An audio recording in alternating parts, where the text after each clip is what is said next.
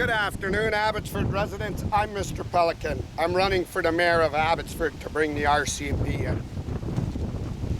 You know the Abbotsford police, the top, were running organized crime. That I can make openly, bluntly, and a big statement.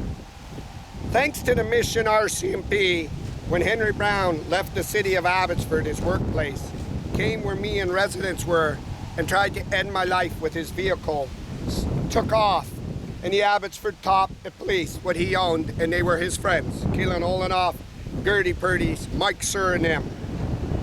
Used the Abbotsford police not to charge him so he could finish the term, so he could load Ross Siemens for the official development plan.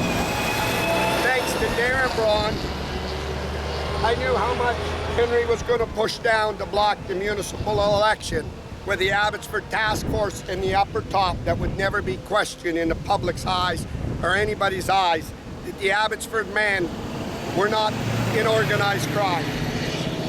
To load Ross Siemens for the trillions of dollars in land lifts or ROM funks and everywhere. With the help of the RCMP, with the help of the Mission men and women that never looked away from Brenda Falk's ministry call, Henry's attempted murder, Gabriel rigging the election, taking electoral signs, and you saw Craig Toe's bribery. Thanks to them, the signs, Dave Sidhu and all that little bit of evidence was not done by Mr. Pelican or Abbotsford homeowners. It was done by the wisdom and knowledge of the Mission RCMP. Looking for organized crime, trace the money, you trace the organized crime. No one would ever suspect that Ed Fast and Mike DeYoung was involved. I'm on Bell Road, where the RCMP were informed that Mike was having an illegal party to endorse Dave Sidhu for city council and help him and load him. At the height of the coronavirus, where 66 people were, where he had tons of alcohol, my spies were all over there. You know my spies, they're better than the Abbotsford police. I bet you my spies can even clean Colin Watts' house. They'll go in as maids, or the air conditioner guys, or the furnace guys that went into Daryl Plunkus' house. You gotta be careful when you try to end somebody's life innocently. Everybody stands up. The RCMP were adamant about what took place in Abbotsford to stay with it, because witnesses will come forward. What are I doing on Bell Road? At Mike's illegal operation, not far. You know, criminals follow criminals. That's why it's easy to catch them. They don't change their pattern. Criminals will never change. They'll follow criminals. Even when they go for treatment and whatever else, if they can come back beside a criminal, they start doing the criminal thing.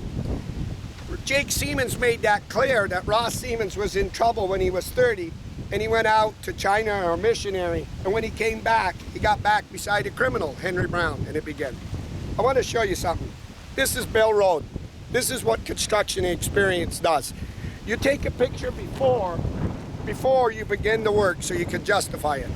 City staff told me, Mike DeYoung called in and wanted all the hot patches fixed like Henry did on Downs. They came out here rather than in the flats that have been flooded like Wells Lines Bridge, and they pulled the favor on Bell Road from one end to the other end to pave it.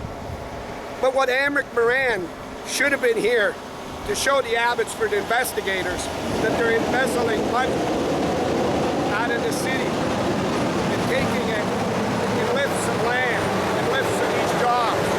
What a construction guy does with experience.